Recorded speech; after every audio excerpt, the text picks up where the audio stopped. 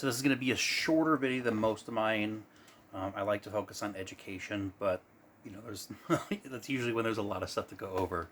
This will be a little bit shorter, really just focused on the postpartum pads and the way that I approach that padsicle.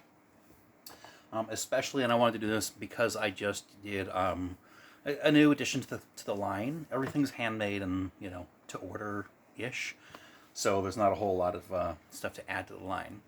But I did just add sort of a crunchy, if you're familiar with crunchy lifestyle, this is a crunchy pad. And it's labeled as crunchy because everything is like uber natural. There's not a waterproof layer in this one, because waterproof layer is a polyurethane. It's petroleum based, and so everything here is sort of, you know, 100% biodegradable, compostable, with the exception of the snaps. But I'm using metal snaps instead of the usual plastic snap, so that everything in here is plastic free. One of the things that I have to adjust in order to do the completely plastic free postpartum is you know, a variation on the ice packs. So the ice packs that I do, and the reason that they don't explode under pressure, as the commenter asked, is the way that I do these. So one of the pieces is that this is a poly tube. It's a 3 mil, as I recall, I think 3 mil. But it's just a poly tubing, food grade tube. And I don't fill it up all the way. I fill it up about halfway. It's about 3/4 of a cup worth of the filling. I've got the recipe for that somewhere. But it's basically water and cornstarch and sea salt and vegetable glycerin and some vegetable coloring. So the idea is that if it did break open, then nothing in there is actually toxic. And so that's the basic idea behind the plastic ice pack. But if you're going for completely plastic free, you need something different. And that's where I came up with this, where it is several layers of, you know, super absorbent stuff. So it's got the heavy organic bamboo fleece that I use, which is plastic free. I specifically sourced plastic free or synthetic fabric, heavy organic bamboo fleece that is free of synthetic fibers. But I make it into these things with organic unbleached cotton and bamboo fiber fabrics.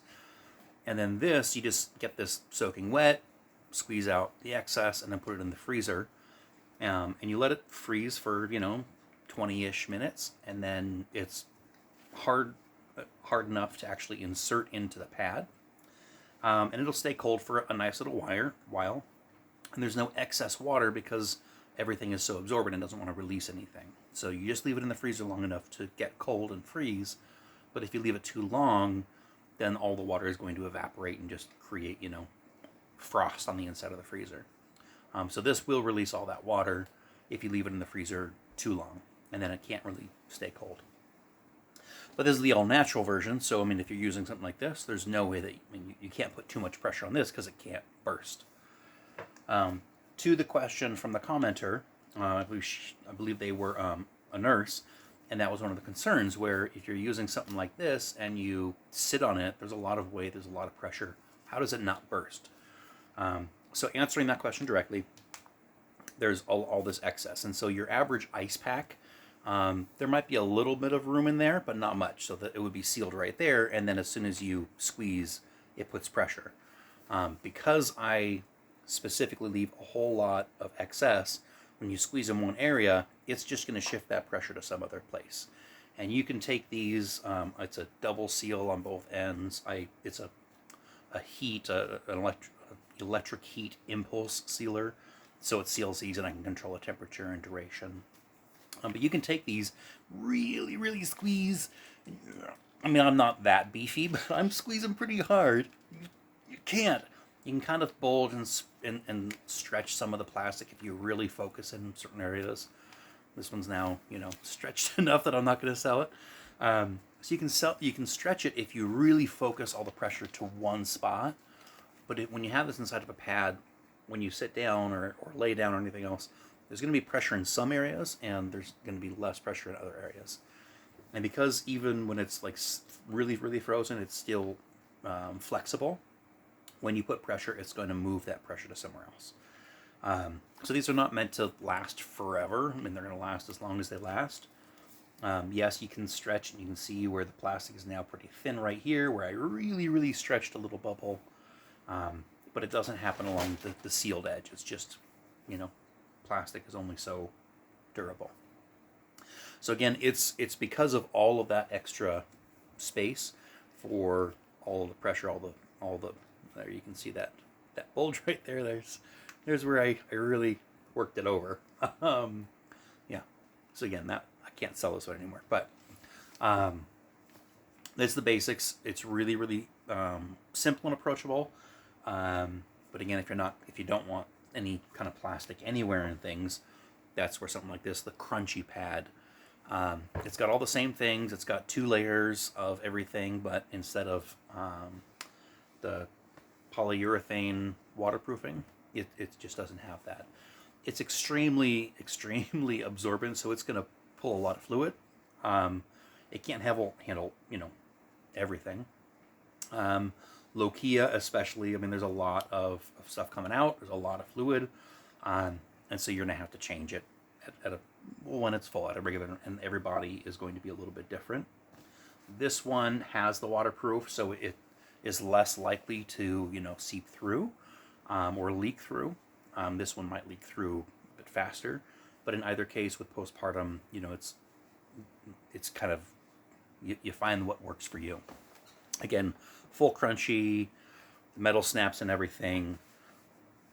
At least it's environmentally friendly with this one, but it's not 100% plastic free.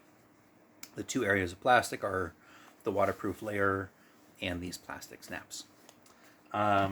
Again, so if you're really worried about the weight, then certainly something like this, the fabric insert, works really well because you cannot burst that. When you're doing something like this, just make sure that the overall ice pack has plenty of excess space. Not air, you don't want this full of air because then the pressure can't go anywhere. But you want to be able to, if you squeeze down here, you want all of that solution, that ice pack solution, to be able to go somewhere. So I hope that answers the question. This video is clearly longer than I thought, and I'm kind of rambling, but that's okay. Yeah, I think that's it. Again, when I don't know how much you can tell the difference between these two. This one's been beat up, this one has not. But yeah, there's that bulge where I really, really stretched it. Again, you sit right here, everything can move. So it's not a whole lot to it, but it's not something that you'll find in normal ice packs. This one has to be done. You need that extra space for everything to move. Every other ice pack you find out there is going to have a little bit of that extra space, but very little.